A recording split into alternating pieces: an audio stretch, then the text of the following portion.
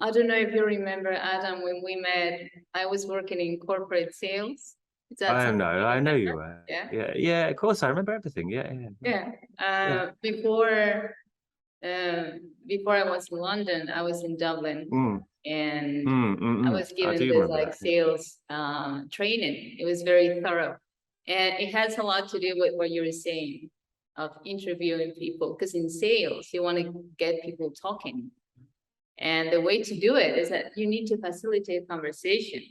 It shouldn't look like a survey, something very formal. It should flow, but that's a skill that you have to develop.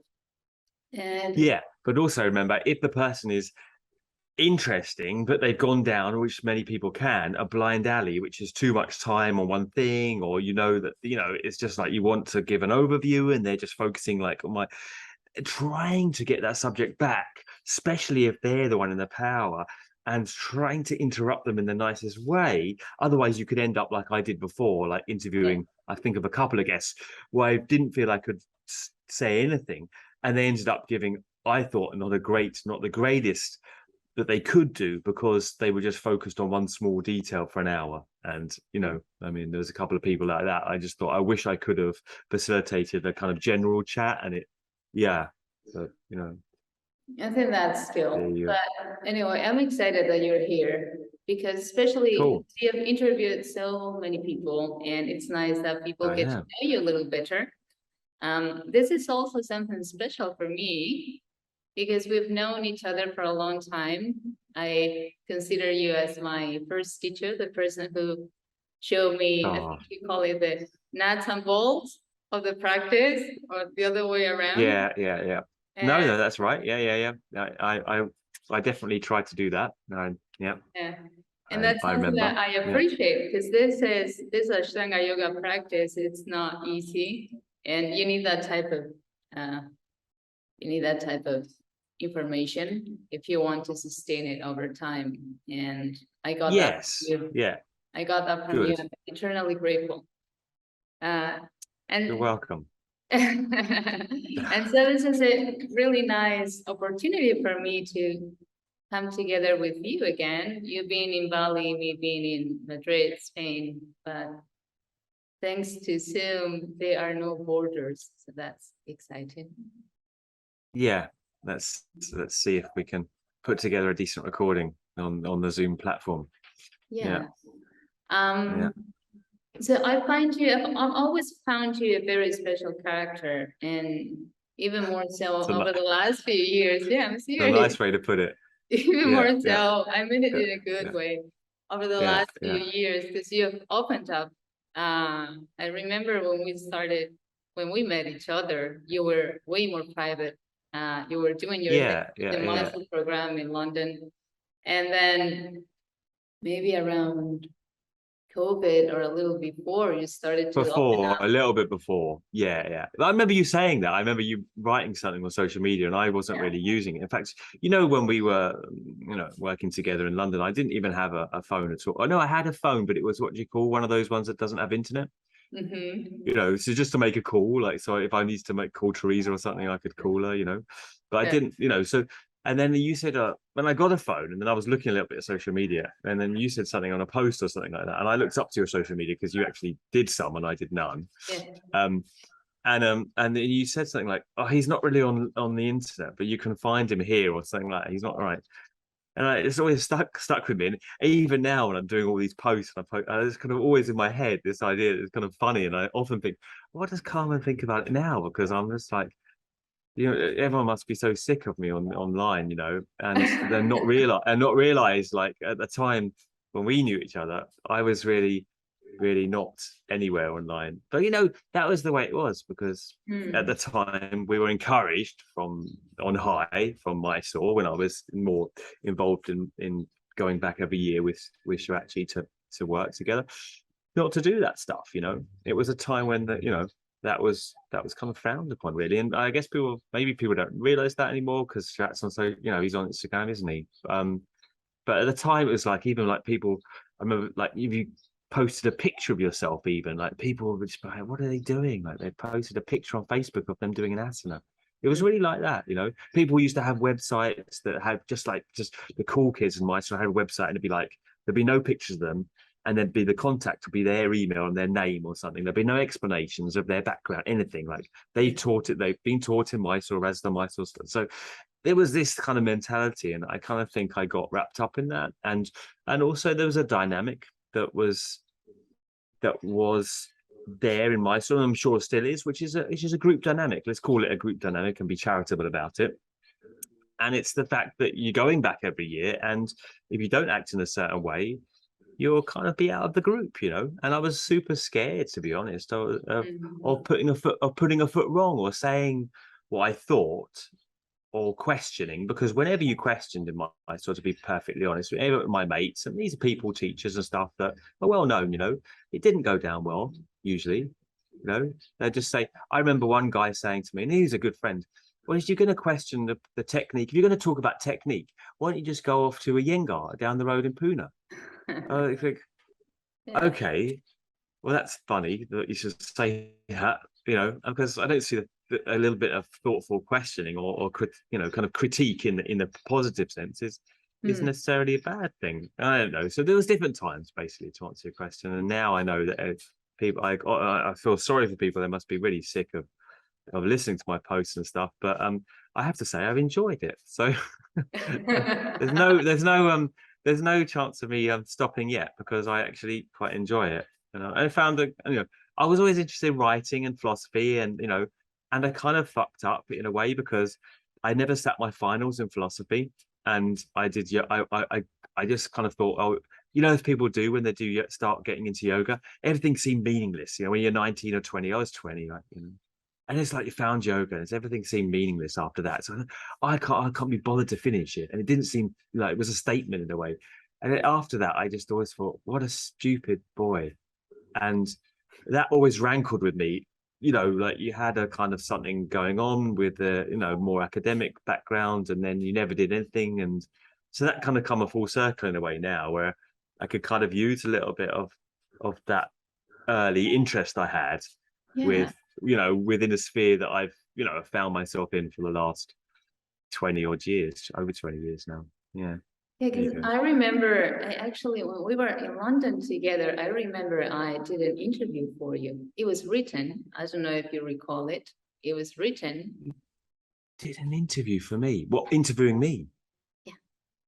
That was maybe totally 10 years ago. And that's how I learned that you had studied philosophy in college. Right. Yeah. I can't remember that, to be honest. Yeah. Yeah, no, I did.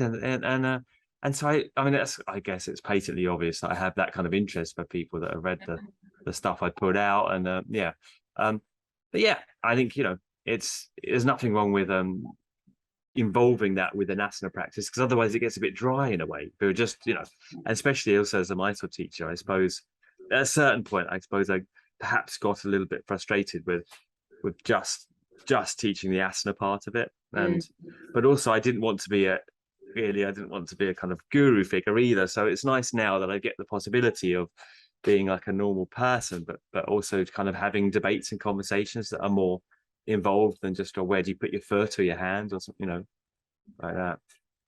Yeah. I'm really interested about your storyline, if you like, or your trajectory in yoga. Not only in yoga, I would like to track it back to you studying philosophy. For me, that's relevant. So what brought you to philosophy and then to yoga? I think that we can. Oh yeah, right. Well, that's a good way to start, isn't it? I always open my podcast as, you know, so you're always trying to find like a really insightful question as how to start the podcast, but I always end up just saying, like, just tell me how you started yoga. I know. I mean, it's well, you know, that is the question, isn't it? Why and how? And I think everyone starts for the same reason, really. I think probably you've got an existential bent. You've got a kind of wish to know more about reality and what you're doing in it, and why you want. I mean, yeah, it's basic stuff. Why you aren't satisfied with yourself. Why life is hard. Why there is suffering. Why you see other people around you that you care for suffer. And yeah, but just obvious stuff. And I think, we've gotten so smart these days that we almost just overlook these basic obvious questions that I think are probably there at the root for everyone, right? And some people are able to cover them over more smart, more carefully, more skillfully than others, right? And you do that in a whole, and I tried it as well, and just, but you wouldn't think it, Carmen, you know me, and you know me, but I was I was intense with the parties and with the drinking, and I was never really big on that harder drugs, but I tried all that to cover it over, in every way possible. And I couldn't in the end. I just those questions and my discomfort, my physical feeling of discomfort in my own body in life were just too much. And that's why I started the philosophy after finding have you ever heard of that guy, Carlos Castaneda? He was like Carlos, I think it might be a pen name. And he was basically like a kind of, I think he was an American, but he was an American professor, but he got involved in Native American Indian ceremonies and stuff. Okay. And and he was very popular in the 60s. Anyway, I found this book on my dad's bookshelf, and he was talking about higher states of consciousness, and he was going off and doing the peyote, the hallucinogenics. So this is the 60s way. This is the guy, not my father, funny enough, who definitely wasn't doing that stuff. But in the book, and it just made me think, oh, maybe there is something more to be discovered, right? Because I had these feelings that this is what life is, then I'm not really enjoying it that much. I'd rather, to say it was disappointing would be an understatement. And then I started reading these books, and I think, oh, maybe there's something more to it, and it's possible that there's something more to my experience that might be more satisfactory, and that piqued my interest really. And so from there, I really went off to studying other people's views on life, and just questioning the bounds of reality and the bounds of consciousness, really. Then I started reading. I read all the modern philosophy and all the ancient philosophy by the time I was 17 or 18. I read it all, as well as drinking heavily and all kinds of other salubrious behaviors. But I loved it. I every day I'd read 3-4 hours. Yeah, I'm an intense, as you might know, I'm an intense person, and whatever I do it with as Teresa, my wife, knows, with utter intensity. And it's probably too much, but that's just the way my brain seems to be wired. So I went to do philosophy, but it didn't work out. Long story short, because you can't really solve your feelings with the mind, because the mind and the emotionals feeling tone of the body is a different thing, and it wasn't really working. So in the end, I thought, I had an intuition. I thought there's something that if I could do something, because I thought the problem isn't my thoughts, and this sounds so obvious now I've explained it to you. There's something behind the thoughts that's making these thoughts appear, like, in a negative way. There's some energy that's a bit twisted that's making the thought patterns seem, appear in a negative way. And all the philosophers had never really realized this. They've thought that they could think their way out of it, but there's something behind the thoughts pulling the strings. Bhagavad Gita, really, right? There's something behind us, the gunas, right? The karma, pulling the strings and making you believe in certain emotions, even, and certain thoughts give rise to emotions, blah, blah, blah. So I had that intuition very strongly, and that's what made me. I wanted to do Tai Chi, actually. I always tell this story. I wanted to do Tai Chi, but it conflicted with a big drinking night at the student union.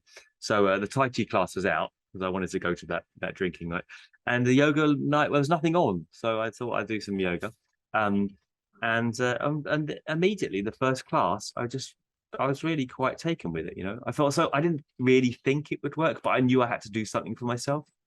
I was already in a bad state of health, smoking 20-30 a day and drinking, and I knew that it couldn't last forever like that, so I knew I had to do something. I kind of approached it for a cerebral, for trying to figure out something, and also for exercise, just for basically doing something. So it was kind of twofold, really. Originally came to yoga like that. Yeah, so that's how it started.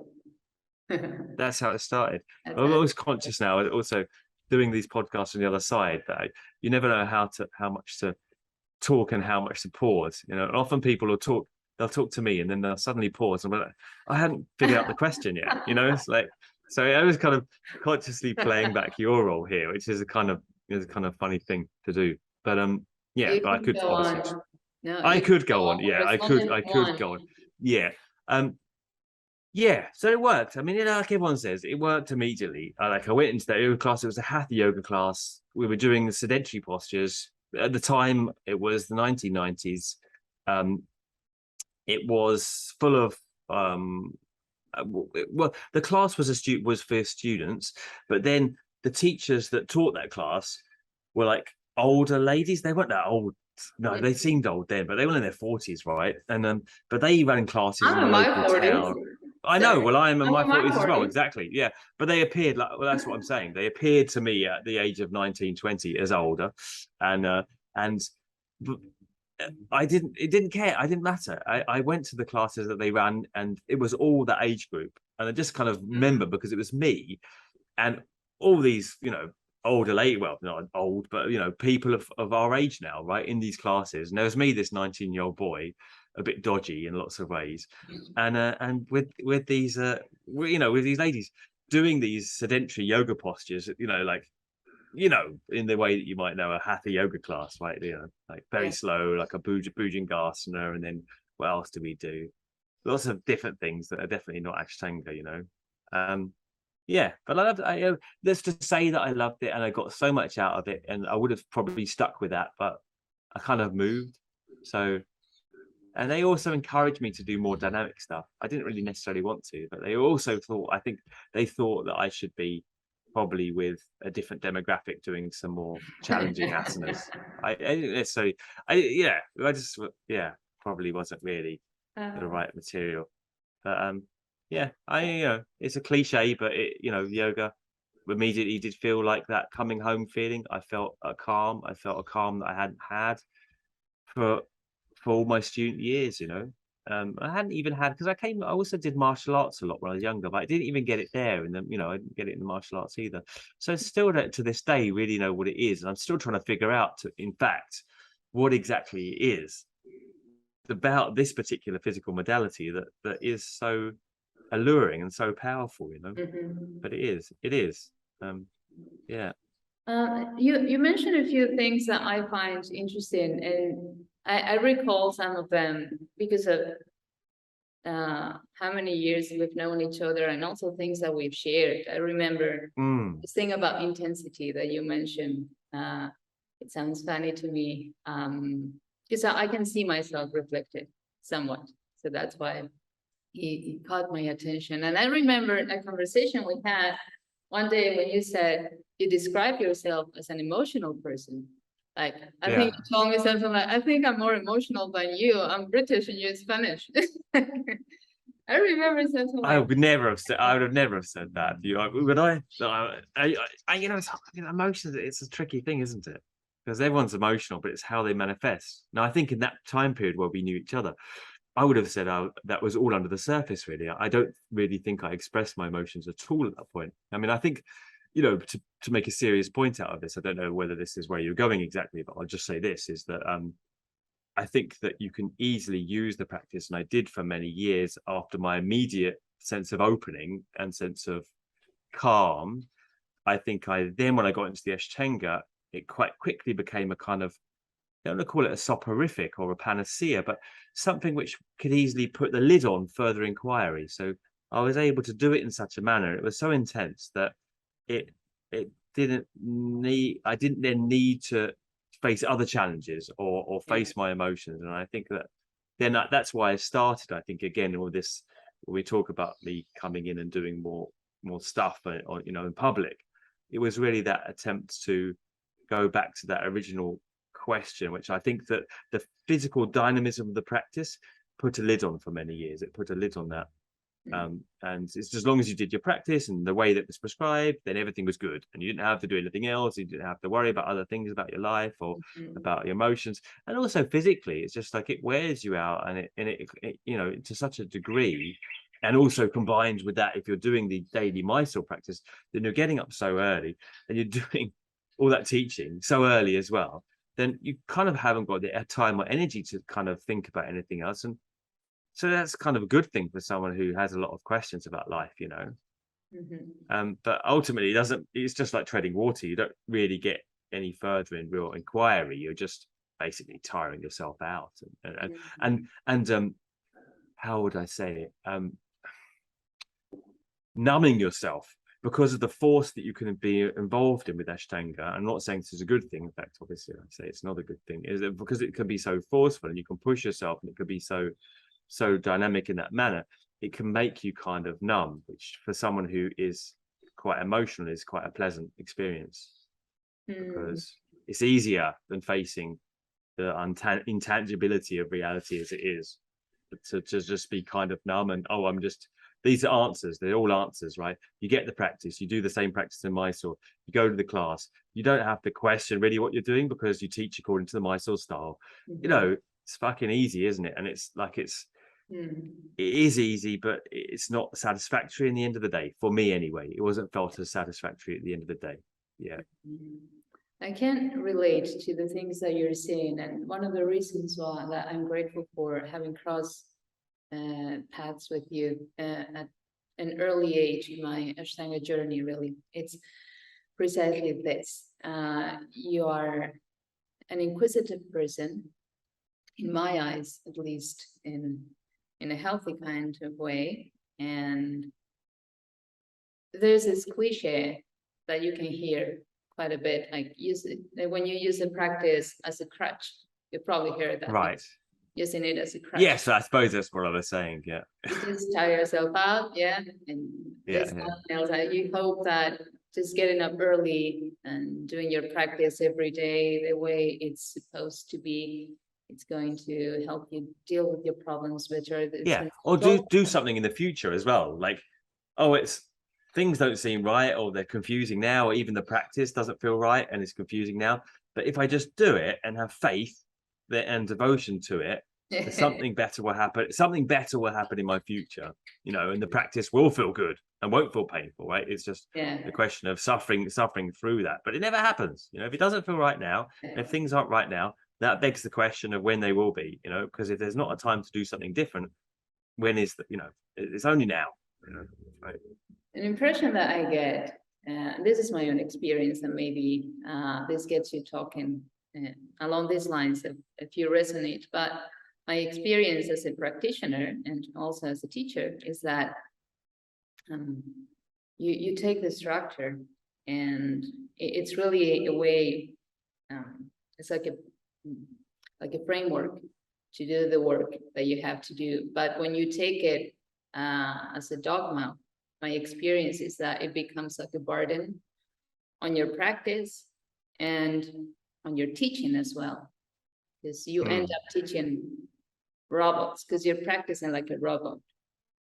And so all the joy and all the spontaneity and all the depth of the system can be lost easily. What do you think? I mean, I think I was like any routine, it's good to get some kind of understanding of the pattern, the ritual, but at a certain point that's only there to be used for an experience that's beyond the kind of methodology. I think that the yoga is meant to ultimately be empowering people to take responsibility for their own selves in practice, for their own individuality, because that is the question. I mean, coming to yourself, into yourself, without knowing and without having a formula or conclusion, and then what? Then you're coming into this, that I think, this state of kavalia, which is aloneness. It means aloneness, right? I love that, and it also means liberation, right? But to have any more liberation in life, you have to realize your ultimate aloneness, and that there's nothing there that's going to solve it for you, and there's no daddy up there or any surrogate parent you can take who's going to make it better for you. It's not. That's the whole point, and that's the whole drastic and radical nature of the yoga philosophy is ultimately, I'm telling you, you can't hide behind it. And even if you know it all and chant all the yoga sutras off by heart, nothing's going to stop you dying, and nothing's going to tell you what happens after death. You have to face that your own mortality and your own responsibility.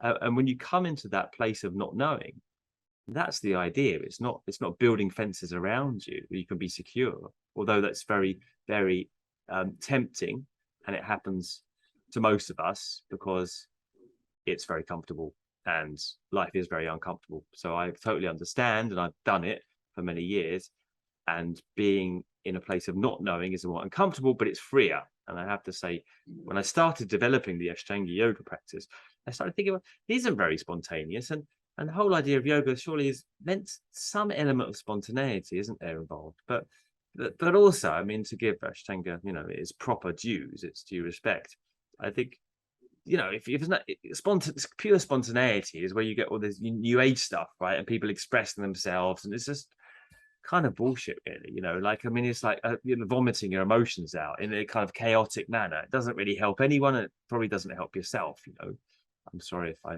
offend anyone there, but first of all, you have to kind of understand a little bit more clearly your emotions and having a pattern around them and doing something, moreover, something that actually frameworks your day, not just patterning your emotions for an hour, but gives you a start and an end in the middle of your day. And makes you, if I wasn't doing yoga, I would have had a terrible lifestyle. I would have gone to bed at any time, and I would have eaten.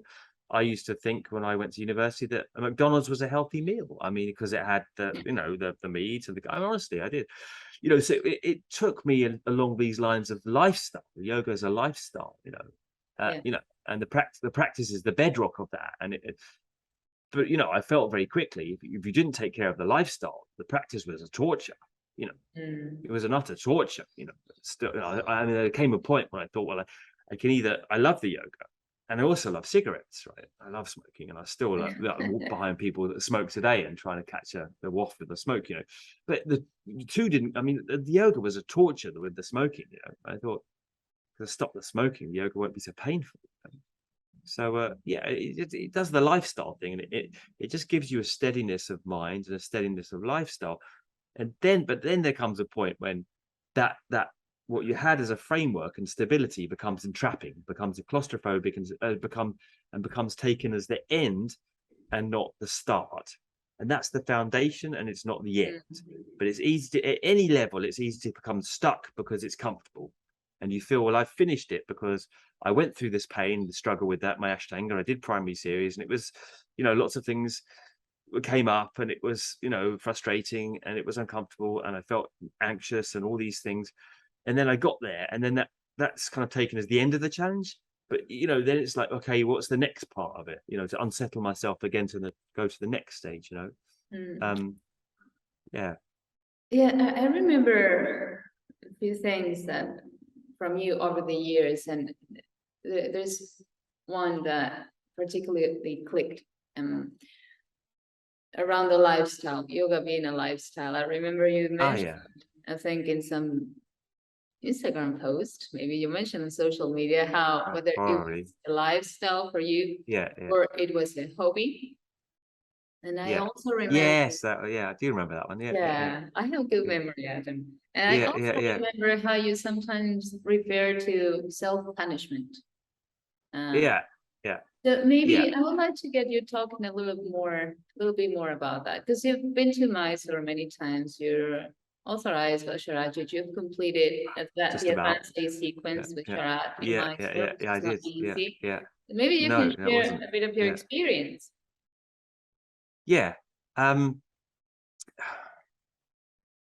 Self-punishment.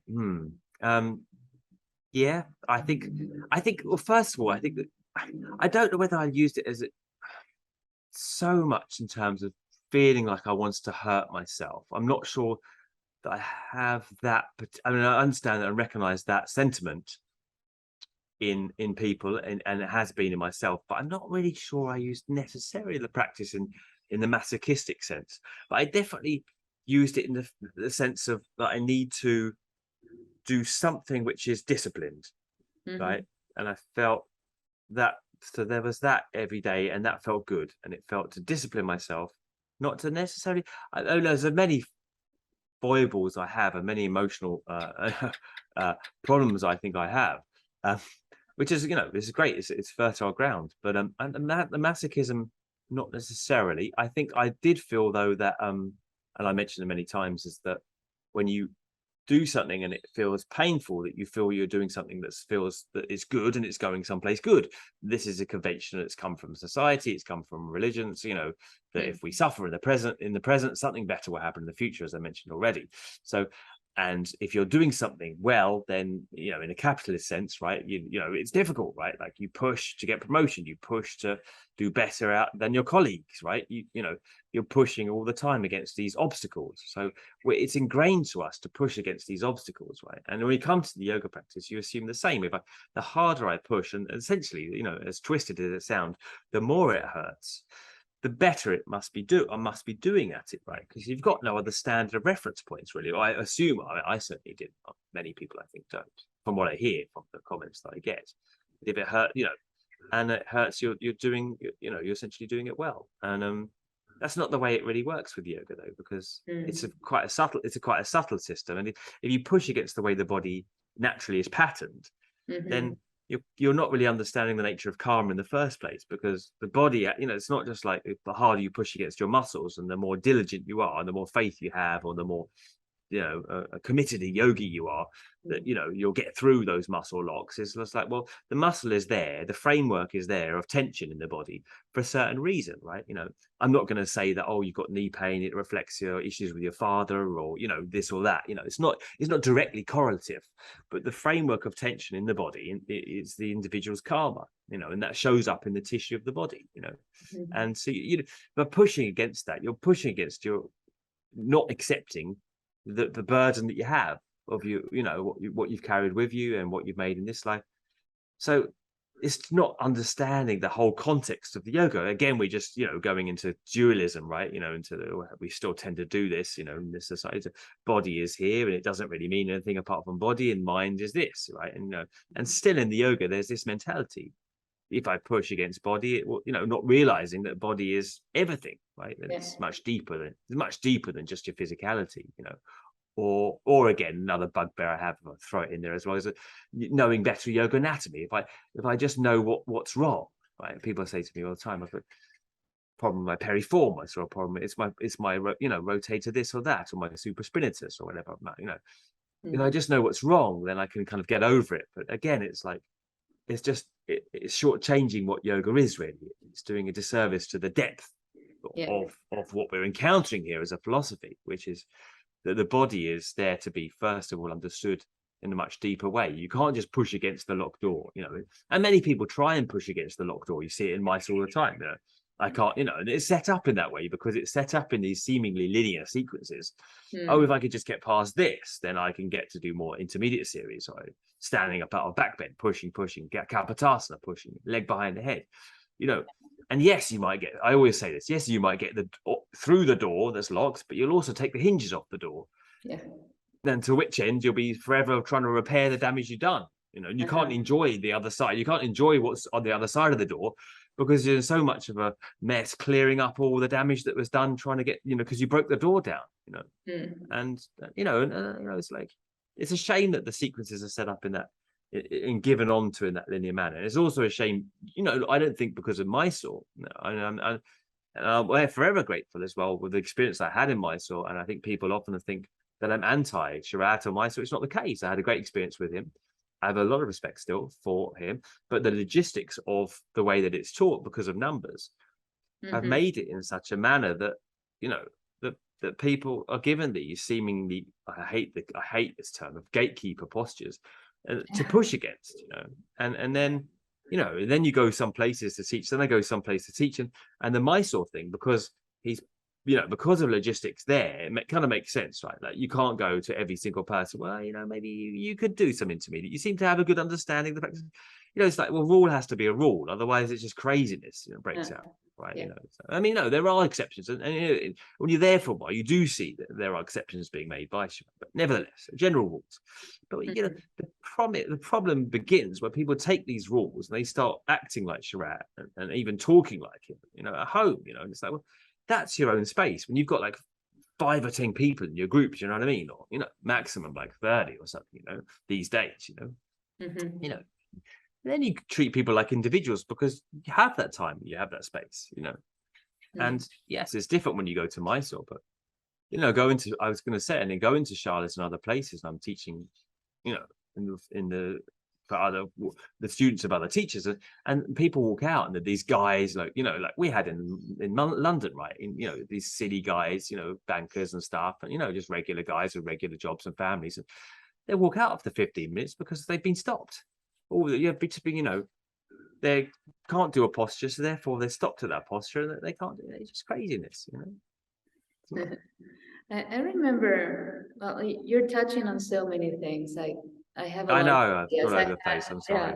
I had to write them down so I don't remember, because this is, you have a lot to offer. I think I started to say when we started talking today, you really have a lot to offer. For example, there are a couple of things that can come to mind now. The first thing is technique.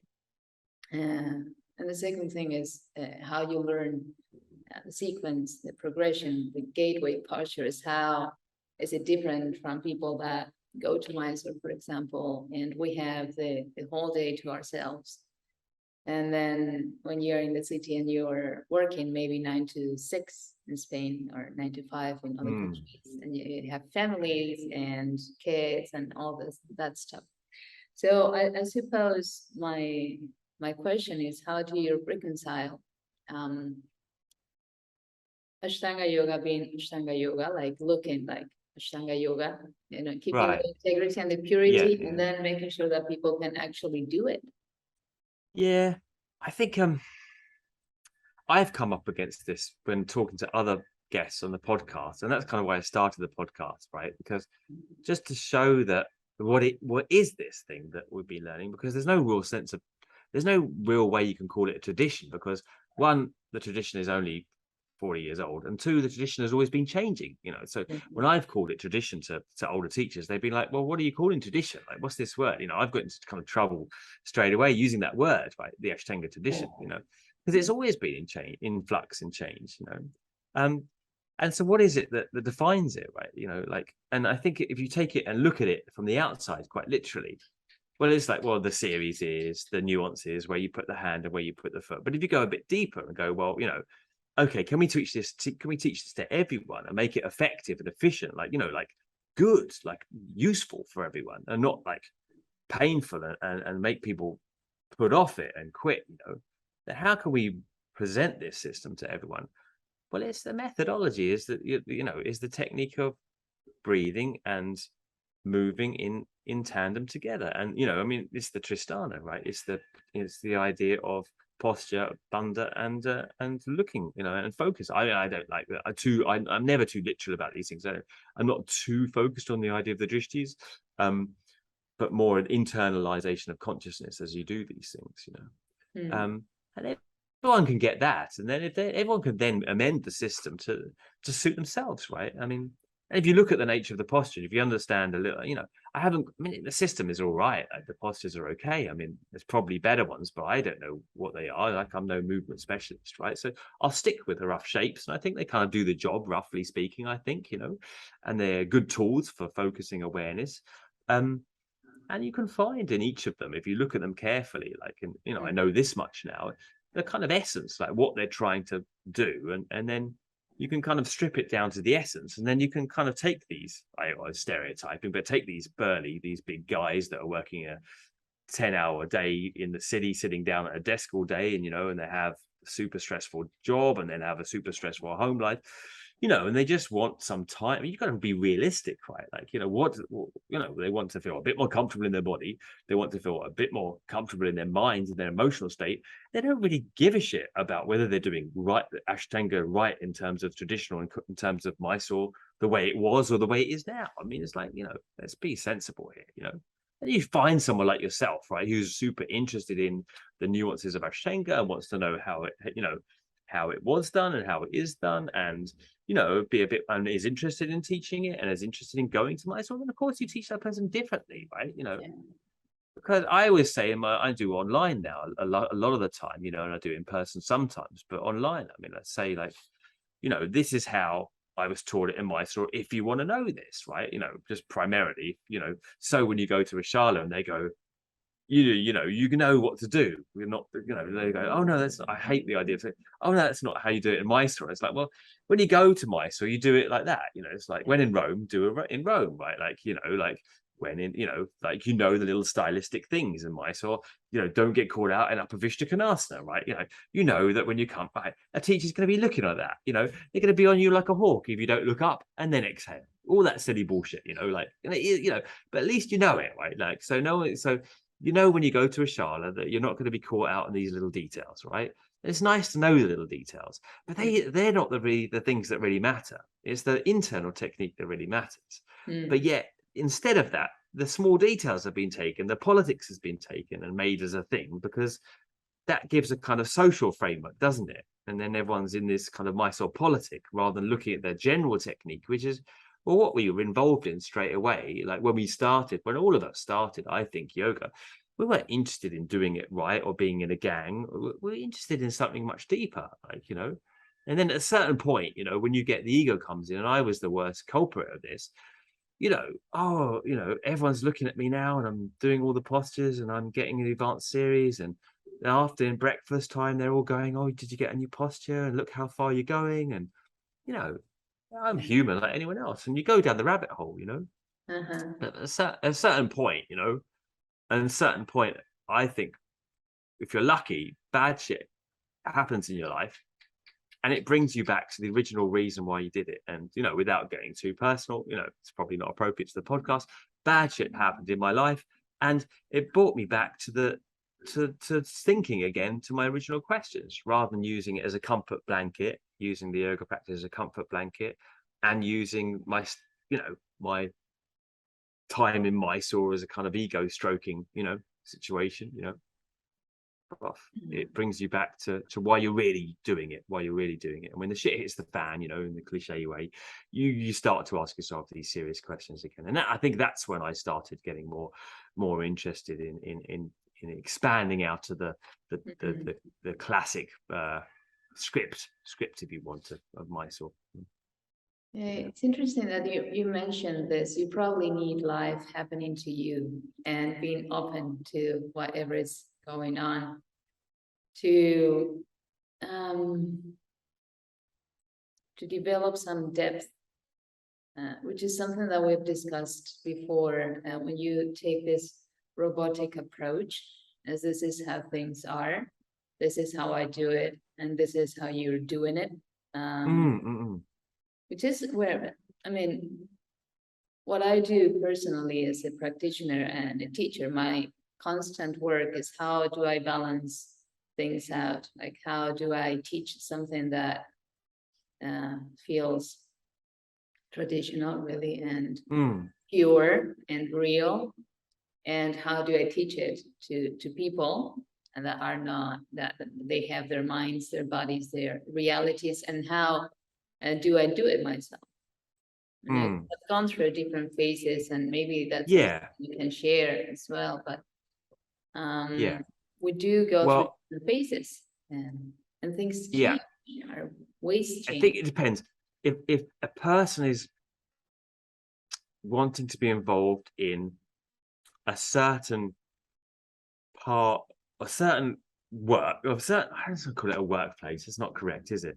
But you need to learn a certain language. If you're really involved in a certain thing, you need to learn the language of that, right? If you're really involved in that. But if you're not, then it's also a different question again. That it doesn't really matter about the stylistic aspects of the Mysore and keeping it, as you mentioned, pure or traditional. That's just a certain language, because you're functioning within your life is going, being involved with your contemporaries in Mysore and as a teacher, and that's the language. That's learning a language, right? That's the functioning accordingly to a certain schemata of society. But outside that, what are we really doing? Well, it's like, if someone's turning up in your class and they've got cancer, or they're turning up and they're in this painful divorce, or they're turning up and they're feeling suicidal, they don't give a shit where you put your chin or where you're looking to in a Sagrai Drishti. It doesn't matter. It doesn't matter, right? And this is where I become rather angry, because it's like, well, what are you doing? This is what the really serious shit is, and as I said, when stuff really gets serious, you realize that stuff is, it's like the language. It's a language. It's nice to learn a language and be fluent in the language. And it's really enjoyable, And I don't want to say that there was a waste of time learning that language as I did in Mysore.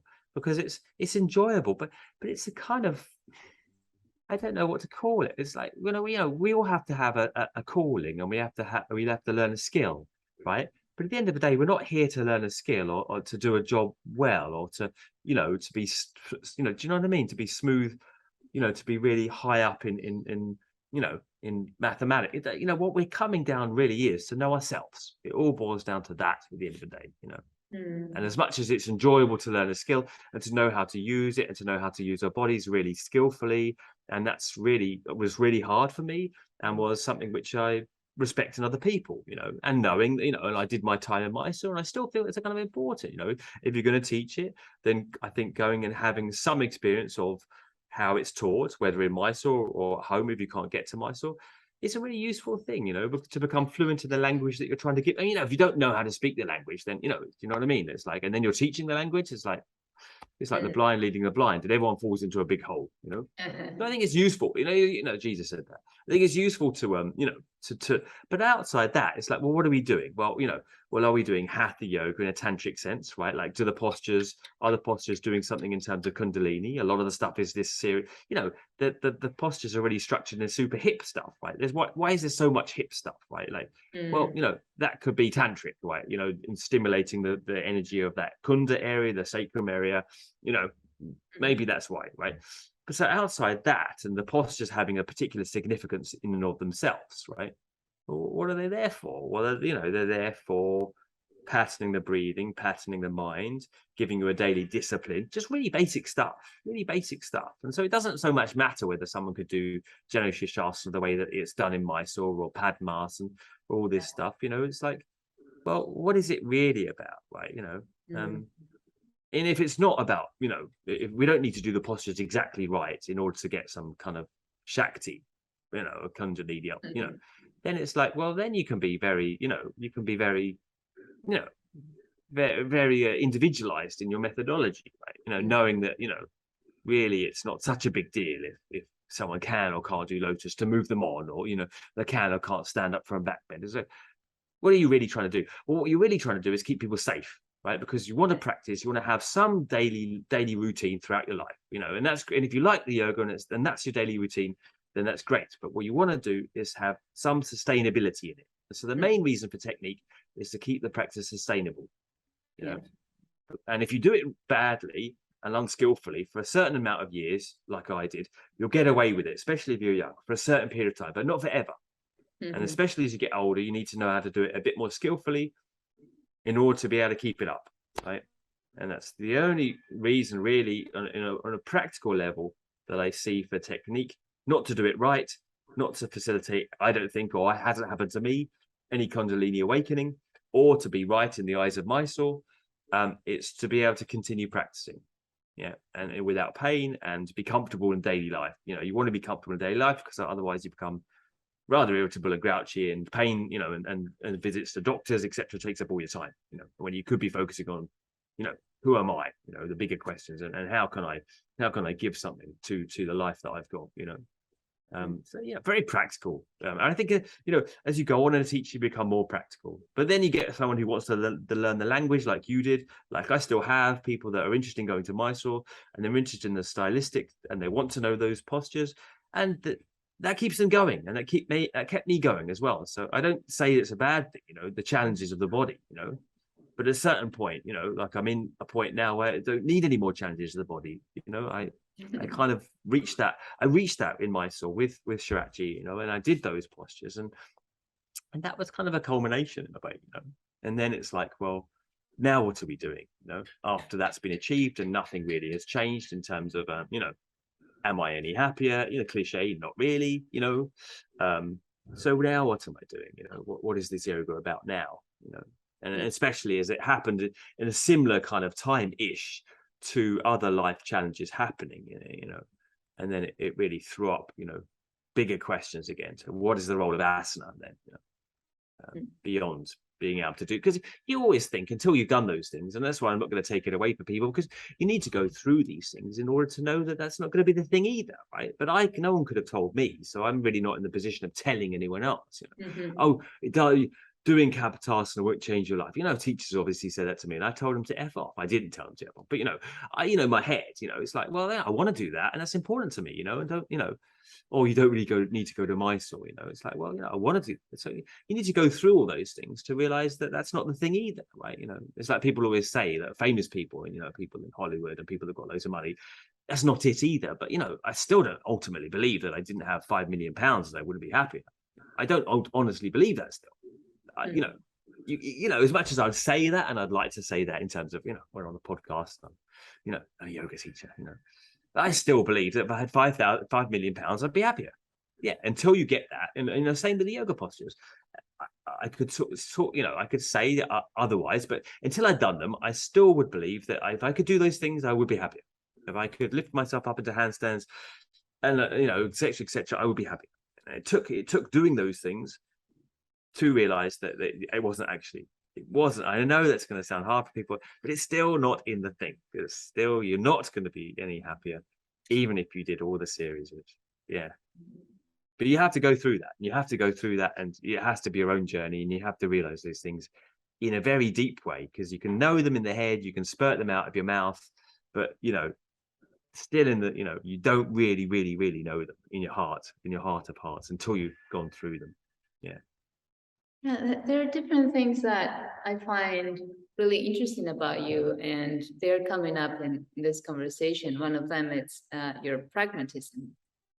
Right, yeah. That's something that what you were saying, like, eventually, why are you doing all this stuff?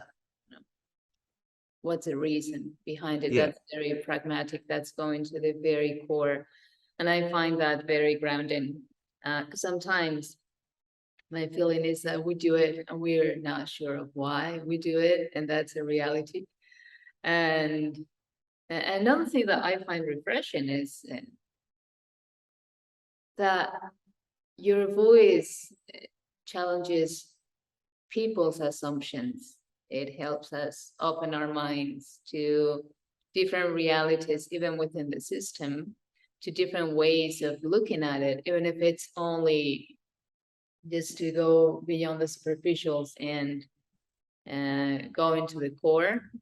Then that's a way to challenge people's assumptions. Yeah. And I find that very refreshing and very useful. It's pragmatic, but I get it. It's also kind of transcendental in a way, because I'm saying pragmatically for daily life, but then allowing that you keep your mind clear in daily life to ask really transcendental questions, metaphysical questions of what is it outside, what is happening, because you can only make meaning of life if you look at life in the context of life and death, it's like, so I think it's a question that we would ask if we just suddenly popped up out of nowhere, like now, and then we were just suddenly here in consciousness. We would probably ask pretty early on, like, what the hell am I doing here? Like, you're right, like, but because it happens so slowly, since we're young, we don't really ask. Like, it was such an obvious question. Like, like, what's going on and why, and what should I do about it? Or what ought to be done? And I haven't got the answer, but I think that keep answering the questions, and it makes your life fuller, even in this life. Even if we can't give a fuller conclusion about what to do, in terms of the next life or anything, at least we can try and keep asking the question in this life, because all the yoga stuff, all the texts, sutras or Gita or whatever else you read is, it's all pretty transcendental stuff. It's not just saying, like, this is it, like, enjoy your practice and because this is all you've got, it's all pointing towards something else pretty categorically, right? So if these scriptures are saying that, and these people who are a lot greater than me in terms of beings, then I've got to probably, the smart money is on listening to them a little bit, and at least tolerating the question and thinking a little bit about that, because if it is the way they say it is, then I think it's kind of important what we do in life then. Like, it's worth hedging, at least worth hedging your bets a little bit, yeah. So before you mentioned, because these are big topics, and there's something that we were talking about before, like when you were studying philosophy, and you try to solve stuff that creates the mind, through the thinking process. It's limited. It's not possible. And you also mentioned the role of discipline. I remember you saying once, I can't tell you when, but it stuck with me. We were studying technique. You're big on technique, and your technique is it's spot on. That's my experience. We're studying technique, and you mentioned how a technique was a form of discipline in the body, self-restraint, and how in that restraint you find freedom. And I find this very true, and also a paradox in a way. My experience with yoga is that it's very paradoxical. You're doing all these disciplines, all these practices that are against your nature, maybe, which will be laying on the couch and doing nothing to be free. What do you think about this? Could you share anything? Yeah, it's true, isn't it? I mean, your nature is for some reason kind of set against you in a way. Like we're kind of predisposed to be lazy and just undisciplined. And so I think you have to do something with your nature, don't you? To somewhat take control of it, right? Because otherwise, I mean, in yogic terms, you're just kind of pulled about by the nose, by the gunas, by the energies of the world, aren't you? Like whenever circumstance happens, you're completely swayed by that circumstance, and you always feel essentially then vulnerable, really, to anything possibly happening. Right? At least I felt that before I had some sense of self-control. So I think like this idea of tapas or something diligent or disciplined about yourself, just take back a little bit of self-control again, because before you've got any trust in yourself, you can actually hold a straight line. You really trust yourself, then I don't think you can really have a full relationship with the world or others either. And so I think there's something about disciplining and understanding that you can be disciplined and can take control of yourself, and can do things that might not always be pleasant but are necessary, for other people or for the future for yourself. I think it's imperative. You get a sense of self-trust, and I think and a conviction that you can carry through your word, and your word means something. I'm not sure exactly answer your question, but it's rambling now. But I think in the early days, to me, that having taken conviction back for myself in a daily practice and in disciplining myself, and not just because I didn't necessarily want to do all these things that I was doing. I just felt like I couldn't resist. Yeah, that sounds crazy now. But I really, and that's crazy. I didn't have the willpower to resist not going out when I ought to be doing something more sensible, like studying or working or something, So, being able to go and rectify that with the yoga practice and do something every day, which wasn't immediately comfortable, or and do something for myself that was beneficial for myself as well, gave me a sense of integrity back and a sense of self-trust. And then I felt, and then, this is just my own trajectory now. I felt when I could trust myself again, then I could be trustworthy to others as well. And some sense of strength as well. You need strength, because otherwise, if you haven't got strength physically is related to mentally, if you haven't got that, then you then also don't really feel trustworthy, and then you don't trust another, and you can't be trusted. So it does come back to a social aspect to things as well, with the old tapas. It's also clarity of mind, isn't it? Yeah, ability to focus what you want to focus on. It's building a muscle of strength as well. But the two things go together. If you haven't got the pragmatic stuff down, then you can't do anything more. So you have to get the pragmatic stuff down, and but then don't stop there either, because then it's like, well, if things are okay and things are easeful, then it's like, well, most people will just rest there. But it's like, well, then you've got that time and leisure. You're not having to go to the doctors all the time. You're not kind of like, like I was, either anxious or depressed or partying, or, you've got that time and space, and luxury. then it's like the gift of what do you do with it? Do you use it to inquire, or do you use it just to feather your own nest even more, right? Become a, because it gives you some power. Like the yoga, it does give you some power, even if it's not maybe cities are flying or anything. It does give you some sense of power. Is that then, as a teacher, do you use it to further others, for others' benefit, and for your own sense of self-inquiry, or do you just use it for the sake of material accomplishment in the world, materially, because it can be used for that as well. Yeah. I like what you mentioned about self-trust and strength, and I would like to tie that back to something that came up, which was when life happens. I think that we are pushed. When life happens, we are pushed to look into what we are doing and go into the very core of it. And as we navigate those challenges that are inevitable,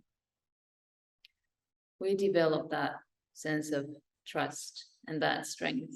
So that faith that we mentioned before, we started off this conversation with this having faith and repeating, and something will happen when you assume the more superficial approach, if you like, and like, I'll do this and my problems will be taken care of. It's not so much about that as about finding, and here is another cliche sentence, stepping in your power. And I mean it in a real way, like stepping in your power, like seeing yourself, your lights and your shadows, and sitting with them and seeing how this practice, as it's structured, which is something that I value precisely because of this, how within this structure you can see yourself more clearly and come to terms with what is going on without deluding yourself either. Which I think is important, just like being clear,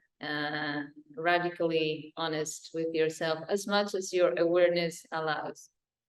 This Absolutely. I mean, the whole thing for me is about building honesty, really. Building honesty in yourself in terms of how you look at the world, and you can easily use it in a way for the opposite, because then you can take all the rules and the structure and just kind of hide behind that, There's really, I mean, the whole thing is about denuding, it's about stripping away knowledge, knowing, because knowing stuff is useful, and it kind of saves you from predators, and it's kind of helpful to some degree. It gets you on the world, but really the challenge is taking away what you think, to come into this honesty, which is where you're left with yourself and all your devious motion, devious little tricks and attempts at, manipulating life and other people to suit your own bidding, and I mean, it's like the kind of yamas and niyamas are there really to show you that, not to live up to them in any sense of social morality, but to show how ultimately the human being cannot live up to these things, and that the world isn't solvable in the way that we think it will, that we do the yoga, we follow ahimsa, and then everything will somehow slot into harmony. Now this is not the idea, unfortunately, I have to say, of the yoga philosophy. It's that the world is essentially irredeemable, in a material sense, and you do what you can, you make it more comfortable for yourself and others, but essentially this honesty is to show your position in this framework, right? And that, due to these karmas and due to the situation that inherent in the world, because it's dualism, because it's, you've got pleasure, you've got pain, you've got heat, you've got cold, there'll always be suffering, right? And to have a comfortable situation oneself, we cannot kid ourselves. We're honest, we're always stepping into violence for another, whether it's the mining of you got your mobile phone, and like what's inside it, right? It's got like precious metals that are mined in Africa, right? And that's causing suffering to someone else. When you turn on a light switch, God knows what I'm doing in this moment. I've got the light on, right? Like I'm going to step out of my door and get onto a scooter or a bike. What a suffering is inherently involved in everything we do. When you see life to that degree of honesty, then it's like the bigger questions come up, like the real questions come up, and that's, I think, the root of yoga, right? Yeah. Here's something, when it comes down to these big questions that come up, this inquisitiveness, this like at the end of the day, yoga is self-inquiry, which is inquiry. Like, who am I? What am I doing here? Why am I doing this? Where do I put my time, my energy, all of that? The self-inquiry.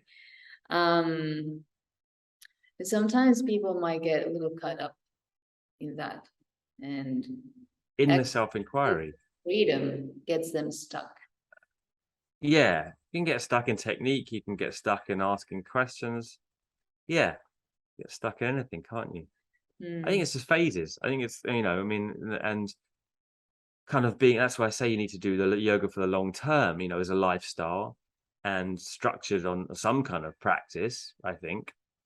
And you need to be able to do it for the long term, because you go through the ebbs and flows with it, you know, and you can easily get stuck at any moment, right? What you're trying to get to is a spontaneous feeling of self, you know, where you're there in the present. And that's as close as I can think to anything that one might aim for this life anyway. But there in the present with others, right? With a lack of narcissism or, you know, self-interest. So you're there really with the other, listening to the other, being with the other. That's as far as I could go right now with what I, you know, see the aim is in this life. And then all the technique and all the knowing and all the trying can get in the way of this, obviously, because it cements, it rigidifies, it confirms the I in all this, right? The I that's trying to get something, right? You know, so you're in a double bind, really. The more you try, the more you confirm the ego, the more you confirm the I, the very thing that you're trying. It's not that the I is bad, it's just that the I is this whole structure of self, that's, you know, kind of ineffective really in some respects, because you need to have a sense of self, but on the other hand, you need to have a fluid enough sense of self to engage in the world in an organic and natural way, which is to say you don't have such a strong sense of a solid self, right? So it is, you know, again, as you mentioned, things do get paradoxical if you start to try and speak on any level of depth here, you know. But yeah, I don't know where I was going exactly with that. Yeah, we've seen, sorry. Yeah, we've seen how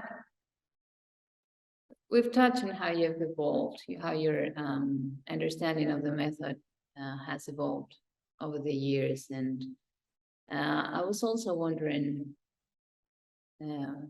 what are your impressions about how the system will develop? How do you see Ashtanga yoga changing? The Ashtanga system. 10, 15 years. Oh, that's a good question, isn't it?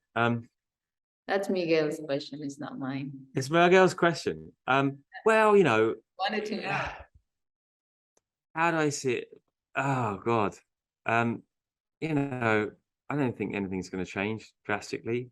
I think it's going to probably stay the same. I mean, then at some point, I suppose, one would imagine that the children will take over, and you know, and they will continue that same mentality of teaching.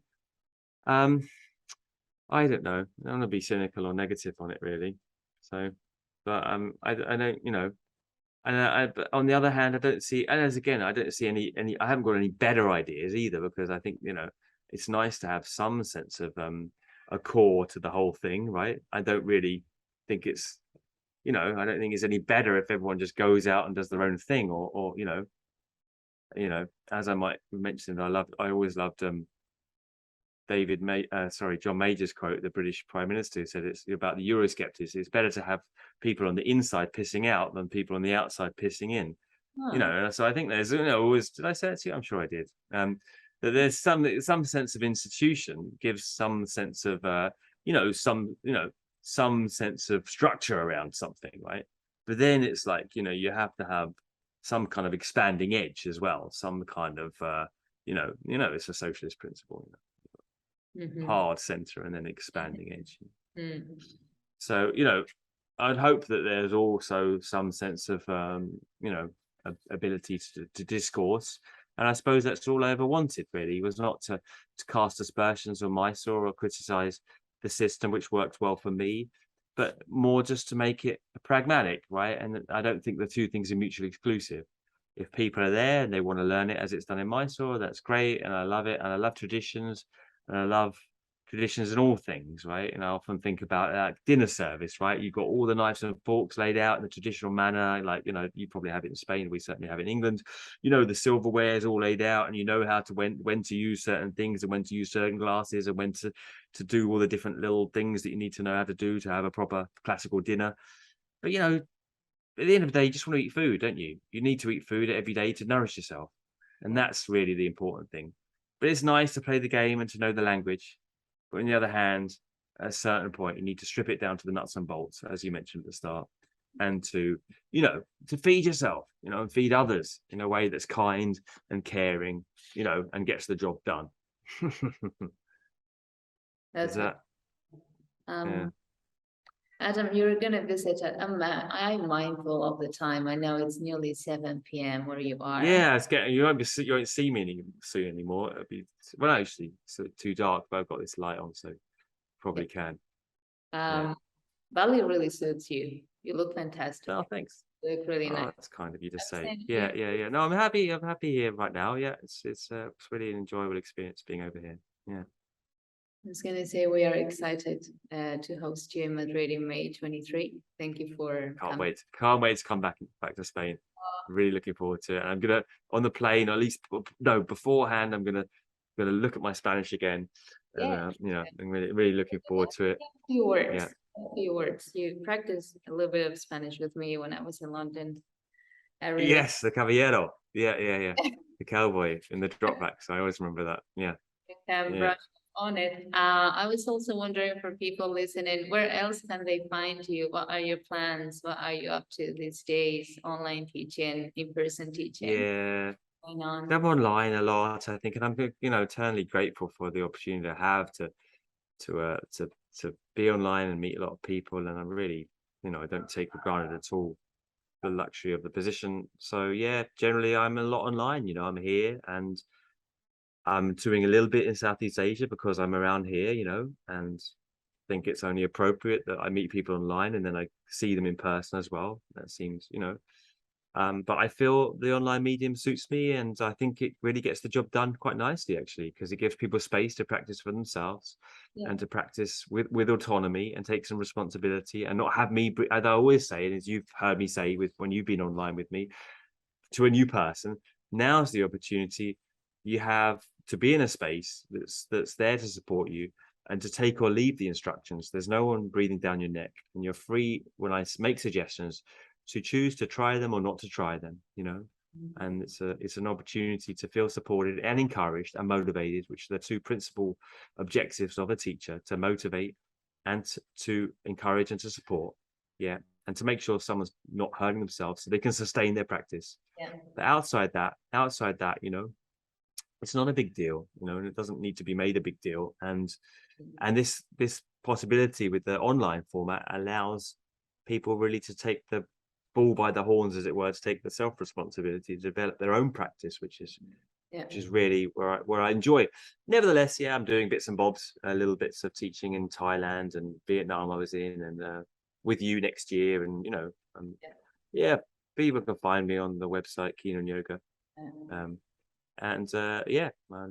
Thanks for the opportunity to come on and chat to you. And it's always a pleasure, Carmen, to see you. And then I feel so fondly towards you after, you know, all this time of working together like we did every day in person. So I appreciate also you sticking around, you know, because every teacher, you know, and if any teacher is watching, I'm sure there will be, you know, you really appreciate people that you've worked with and that have given you the time and space to continue that connection for over a period of time. You know, in this day and age with people taking all different teachers, it's also really appreciated that we still have this relationship, and as I mentioned, very special. You are always in my heart, a very special place in my heart, because you taught me so many things about Ashtanga yoga, and thanks to you, to the things that I learned with you, I'm serious, and this is something that I will not tire myself out of expressing. Thanks to what I learned with you, I could sustain the practice and I could keep up with it. You were also on COVID. I remember that during COVID we reconnected, and that was also I was at a different point in my lifetime as a practitioner. Life happened to me in many ways, and I think my approach was way more mature, maybe a little more pragmatic, maybe a little cynical as well. But I was very nothing wrong with that. You know, the cynicism is healthy, and you should have healthy doubts about anything. Yeah. Well, thanks to you for you know, bearing me for so many years, tolerating me, and it's been really wonderful to chat to you and to reconnect. And I hope this will continue for many years to come. You know. Yeah, I hope so too. Yeah. Do you have, Adam, any finishing thought for people listening? Anything you would like us to wrap up with?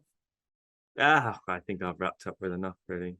I think I've said enough things, but you know, I did have something to say, but I can't remember it now. But I think, yeah, I mean, I think ultimately you want to, as I said, keep, you know, the role of the teacher to inspire, to motivate, to make people feel good about themselves, you know, and not ashamed in yet again, and that their body isn't good enough, they're not doing good enough, you know, because I had it from my teachers as well, you know. But I want to pass the gift on, or, you know, like it was passed on to me, you know, and I pass it on to you of, you know, of practicing with a good, you know, sustainable technique, so you can continue doing what you love. You know, that's the only reason. It's not to be doing well in the eyes of others or Mysore, or you know, to prove anything to yourself. It's just something which is potent in ways that maybe, you know, we still don't know. It's potent, and we keep on doing it because it is keeping on asking. It keeps on raising these questions for us, which, you know, which we keep on, which is the whole idea of life, isn't it? A process of continually asking these meaningful questions, which keeps you connecting with people and others, you know. Yeah. Thank you so much, Adam. Now, All right. let you go. It's late for you. I hope I've said something sensible, and thanks for anyone who's listened to the end for doing that. Thank you so much.